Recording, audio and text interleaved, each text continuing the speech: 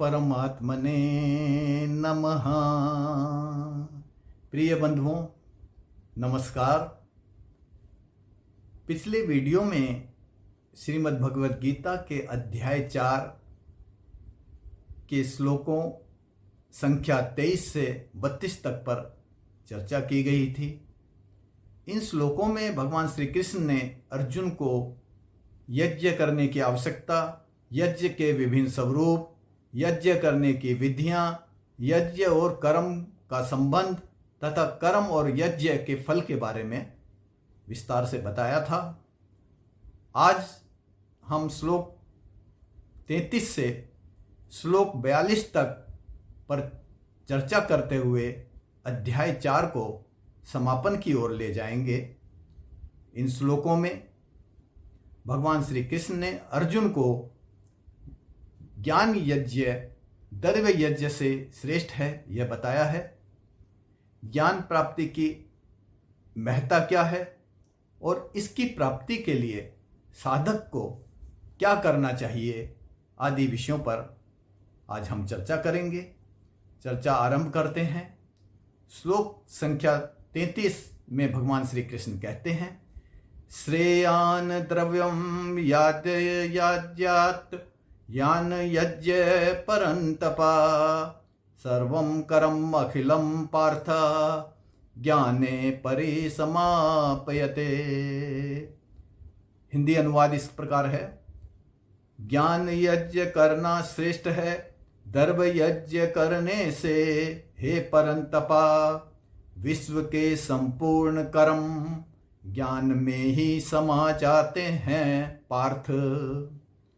भगवान कहते हैं कि द्रव्य यज्ञ से ज्ञान यज्ञ श्रेष्ठ है, उत्तम है। संसार के सभी कर्म ज्ञान यज्ञ में समाहित हो जाते हैं। पिछले वीडियो में द्रव्य यज्ञ और ज्ञान यज्ञ के बारे में बताया गया था।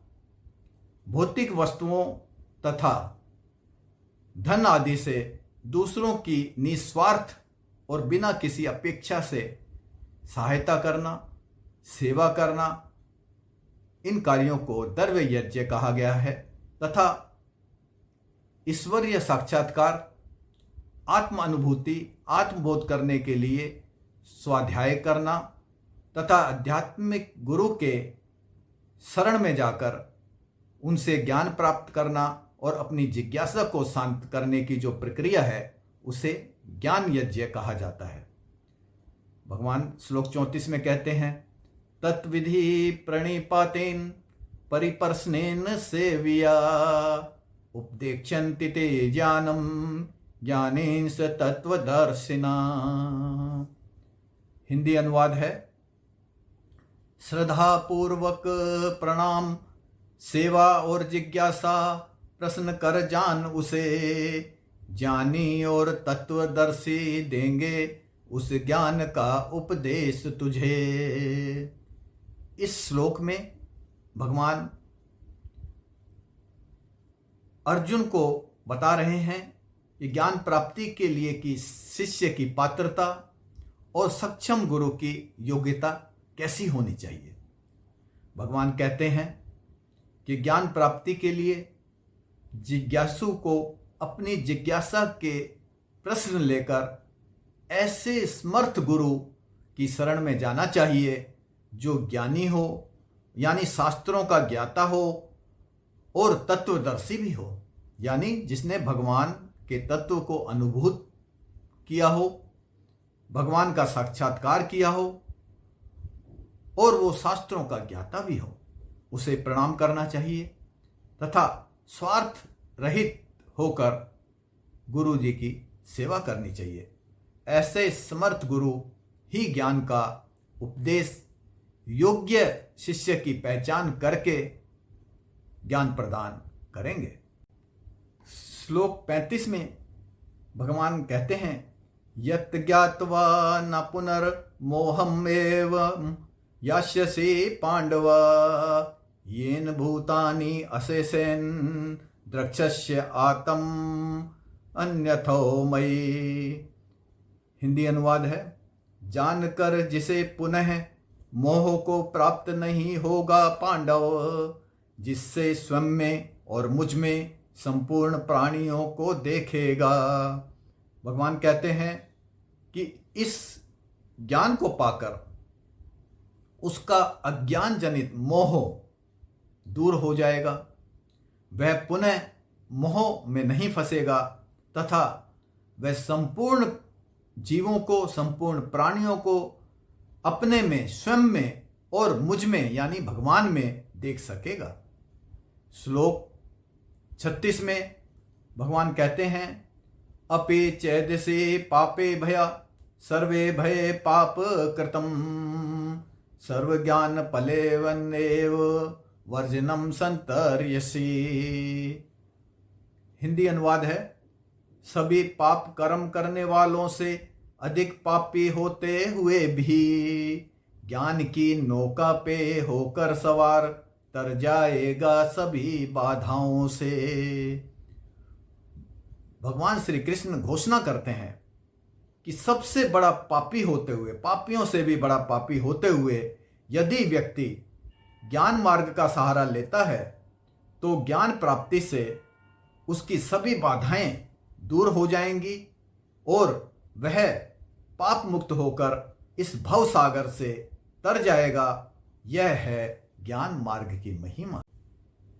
ज्ञान प्राप्त करने से क्या होता है, इसका क्या प्रभाव होता है, भगवान अगले श्लोक संख्या 37 में बता रहे हैं। कहते हैं, यथा ऐंधासि समिद्वग्नि भस्मसात कुरुते अर्जुना ज्ञान अग्नि सर्वकर्माणि भस्मसात कुरुते तथा। हिंदी अनुवाद है, जैसे जलाकर ईंधनों को अग्नि भस्म कर देती है हे अर्जुन, वैसे ही भस्म कर देती है ज्ञान की अग्नि सभी कर्मों को। भगवान अर्जुन से कहते हैं कि जिस प्रकार अग्नि ईंधन को जलाकर राख कर देती है, उसी प्रकार ज्ञान की अग्नि सभी कर्मों को जलाकर भस्म कर देती है। जब सारे ही कर्म नष्ट हो जाते हैं तो भोगने के लिए शरीर धारण करने का जो आधार बीज है वह ही नहीं रह जाता। इस प्रकार पुनर्जन्म की संभावना ही खत्म हो जाती है और ज्ञान प्राप्ति जो है भव बंधन से मुक्ति का रास्ता खोल देती है। अगले श्लोक में भगवान श्री कृष्ण कहते हैं, नाहि ज्ञानेन सदृशम पवित्रम एहि विद्यते तत्स्वं योग सिद्धा कालेन आत्मनि विन्दते। हिंदी में अनुवाद है, ज्ञान के समान पवित्र करने वाला नहीं है दूसरा इस लोक में निसंदेह। जिसने प्राप्त कर ली है योग सिद्धि, स्वयं में ही करता है वह उसका दर्शन। ज्ञान के समान पवित्र करने वाला दूसरा इस लोक में नहीं है। जिसने ज्ञान योग में सिद्धि प्राप्त कर ली है वह स्वयं में ही, अपने आप में ही परमात्मा का दर्शन करता है।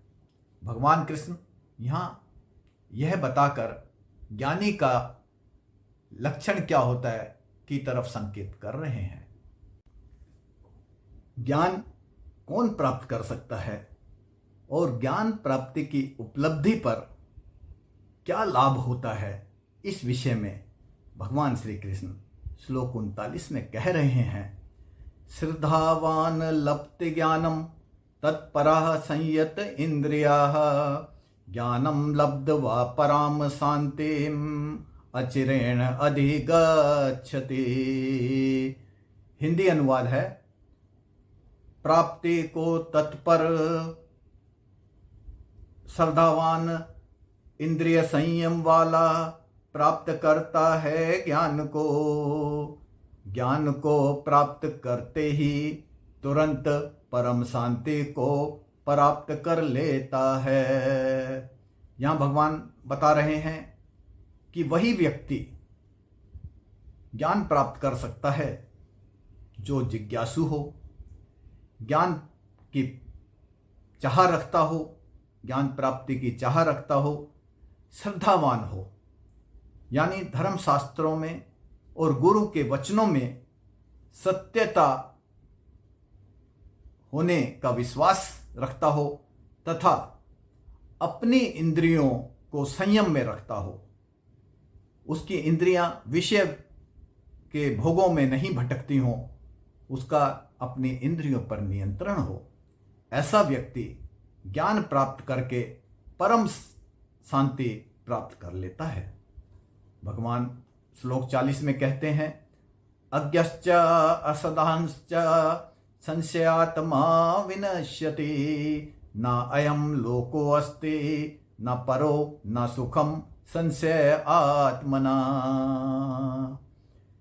हिंदी अनुवाद है, अज्ञानी और श्रद्धाहीन तथा अविश्वासी जीव का हो जाता है पतन, नहीं पाता है सुख संशय जीव इस लोक में और ना ही परलोक में।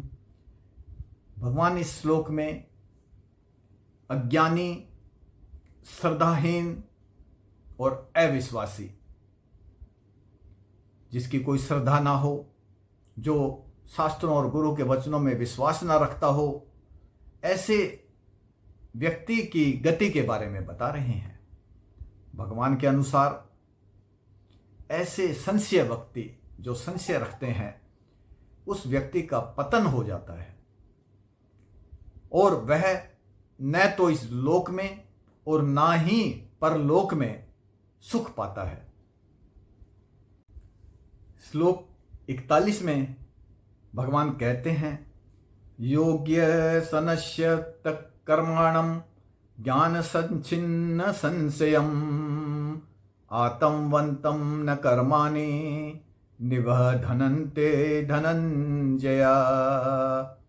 हिंदी अनुवाद है, योग से कर्मों में मिट गई आसक्ति, ज्ञान से हुए संशय दूर, आत्म स्वरूप में स्थित हुए को नहीं बांधते हैं कर्म धनंजया।